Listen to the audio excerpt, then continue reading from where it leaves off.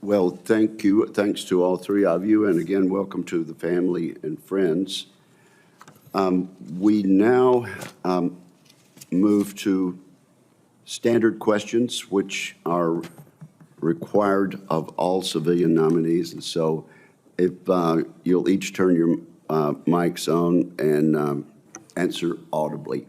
Have you adhered to applicable laws and regulations governing conflicts of interest? Yes. Yes. Yes. Have you assumed any duties or taken any actions that would appear to presume the outcome of the confirmation process? No. No.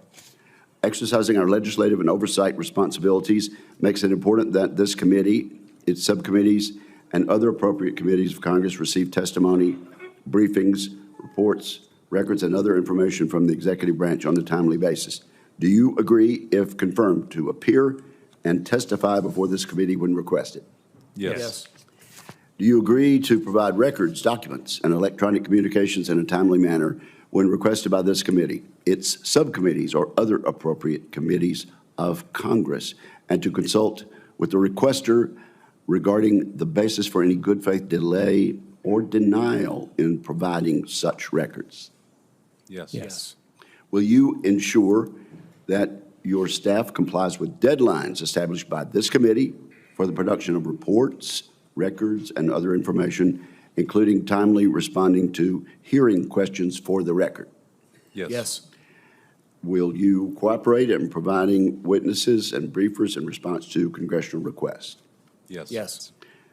And will those witnesses and briefers be protected from reprisal for their testimony or briefings?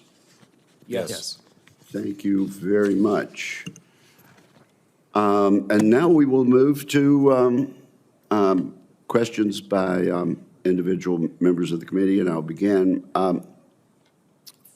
First, for each of you, much of the funding in the reconciliation bill, which is being put together now in House and Senate, because of our rules, has to be unspecific and will technically be at the discretion of the Department of Defense, though we will write recommendations for them. A quick yes or no from each of you, and begin with Mr. Lohmeyer. Do you commit to follow unequivocally the Congress's spending recommendation in defense reconciliation? Yes, Chairman. Mr. Overbaugh. Yes, Chairman Wicker. Mr. Zimmerman. Yes, Chairman. Thank you very much. And then let's move then to Mr. Zimmerman. In your prepared testimony, you mentioned burden sharing. Let's talk about NATO. In the first Trump term, the president demanded that all NATO allies meet their burden sharing obligations. Do you think the NATO members took this challenge seriously?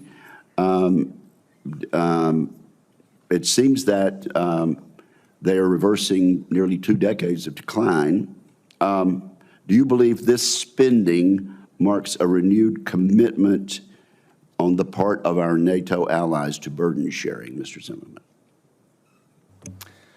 Senator, thank you for the question.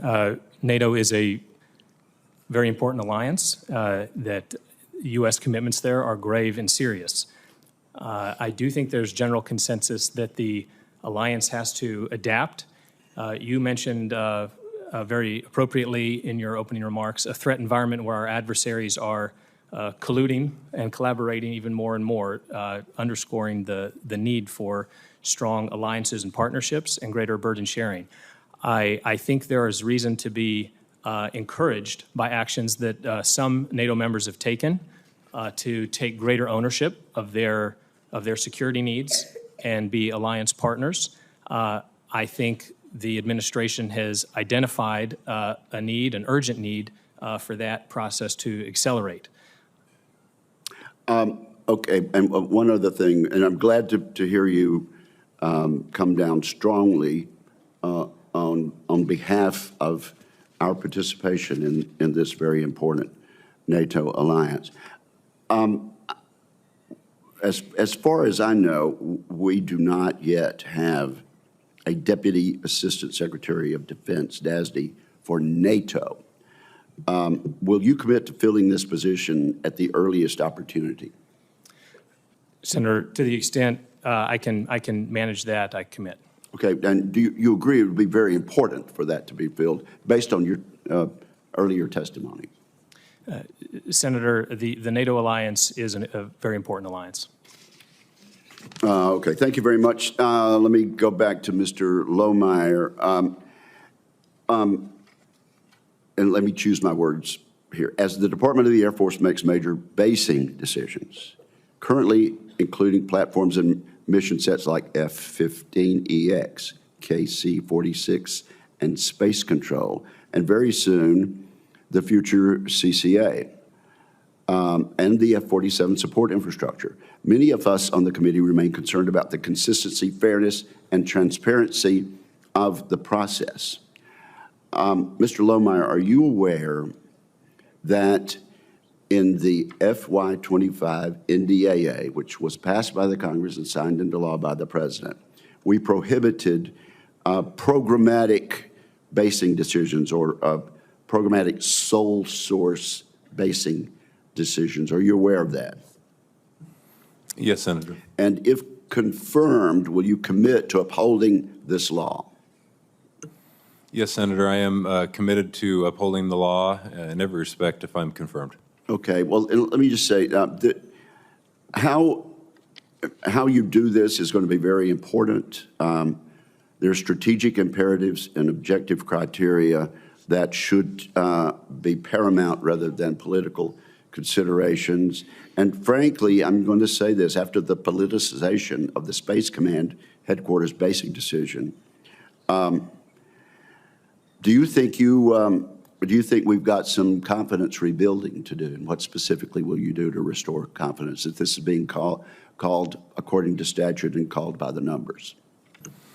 Well, I think it's very important, Senator, that, and I share your concern, that we eliminate the politics of the decision-making process. The service secretaries and the undersecretaries should work very carefully to make data-driven decisions and decisions that will most benefit the warfighter and our strategic posturing around the globe. And so you have my commitment, if confirmed, that we'll do our very best to make sure those decisions are based on the needs of those capabilities in various locations and strategy, not based on politics. Thank you very much. How's your Mandarin? Hi, how? Did you get that, Madam Clerk?